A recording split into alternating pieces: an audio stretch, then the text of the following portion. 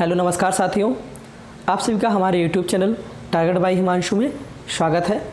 आज का वीडियो यह आपका रहने वाला है राष्ट्रीय पाठ्य चर्चा की रूपरेखा एनसीएफ 2005 से संबंधित है। इसमें आपके महत्वपूर्ण प्रश्न हैं जो कि आप पीछे बैंक में जो भी टेट एग्ज़ाम हुए हैं उन सभी का पेपर उठा के देख लीजिएगा, तो उनमें एनसीएफ 2005 से कोई ना कोई प्रश्न ज़रूर पूछा जाता है। बहुत ही इम्पॉर्टेंट, ये आपके लिए परीक्षा के लिए बहुत ही इम्पॉर्टेंट प्रश्न है जिनको आज हम पढ़ने वाले हैं। तो एनसीएफ 2000 में क्या क्या प्रश्न रहते हैं तो वो हम आज पढ़ेंगे। देखिए, important question related to national curriculum framework 2005, यह आपके एनसीएफ 2005 से प्रश्न हैं। तो चलिए स्टार्ट करते हैं कि आज के प्रश्न आपके जो हैं एनसीएफ 2005 के प्रश्न क्या क्या आपके सामने रहेंगे। तो देखिए, पहला प्रश्न आपके सामने है, विद्यालय शिक्षा का अब तक का नवीनतम राष्ट्रीय दस्तावेज है। तो कौन सा दस्तावेज है?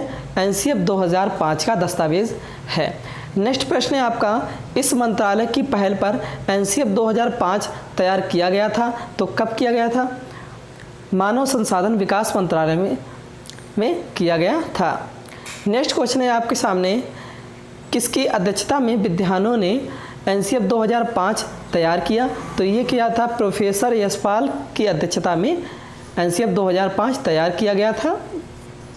नेक्स्ट क्वेश्चन है आपका, एनसीएफ 2005 का प्रमुख सूत्र है।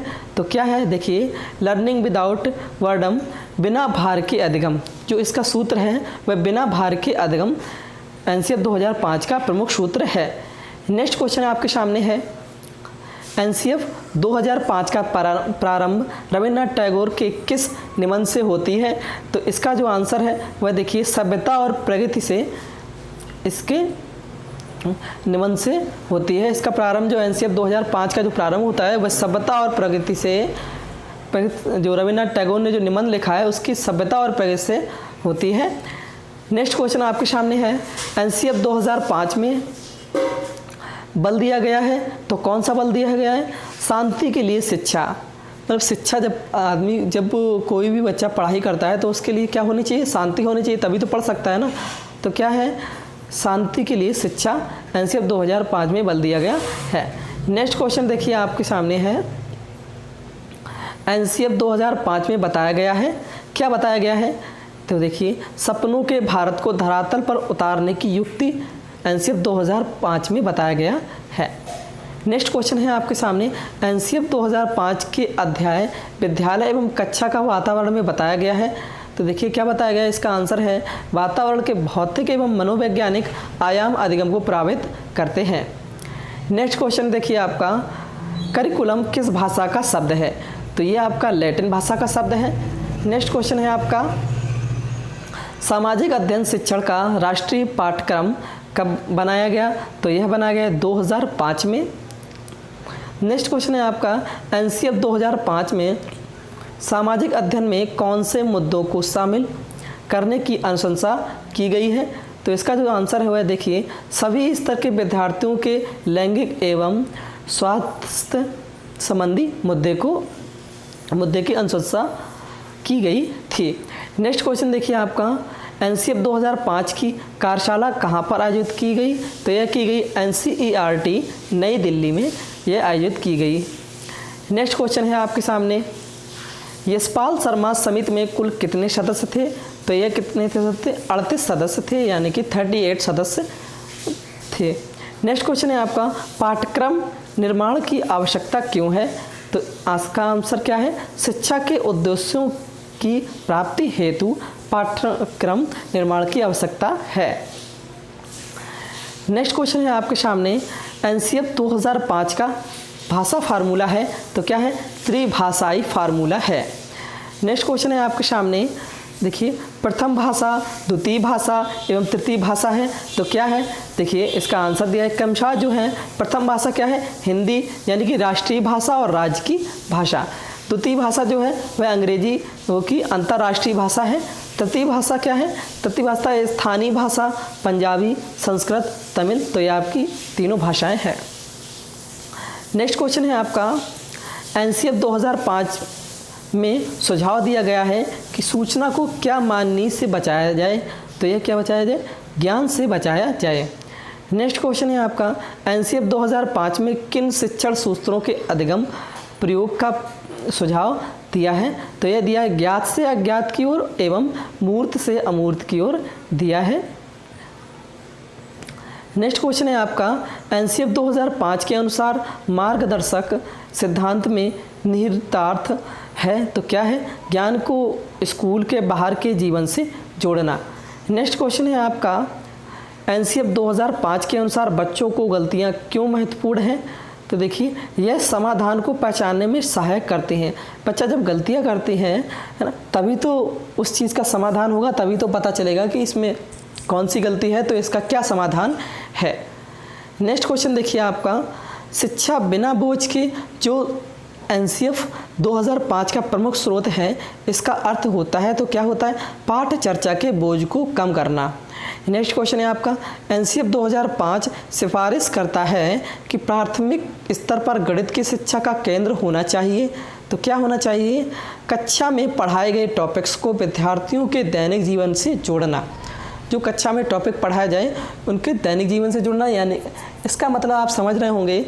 तो जैसा कि आज कोई टॉपिक पढ़ाया गया तो उसको आगे भी कभी ना कभी उसको दोबारा से रिवीजन करना चाहिए या अध्यापक को रिवीजन कराना चाहिए। नेक्स्ट है आपका एनसीएफ 2005 में गणित शिक्षण के बारे में बताया गया है कि गणित शिक्षण महत्वाकांक्षी और सुगमता और महत्वपूर्ण होना चाहिए। यहाँ महत्वाकांक्षी का क्या मतलब है? तो यहाँ महत्वाकांक्षी का मतलब है गणित के उच्च उद्देश्य यानी कि लक्ष्य की प्राप्ति, गणित का जो लक्ष्य है उसकी प्राप्ति।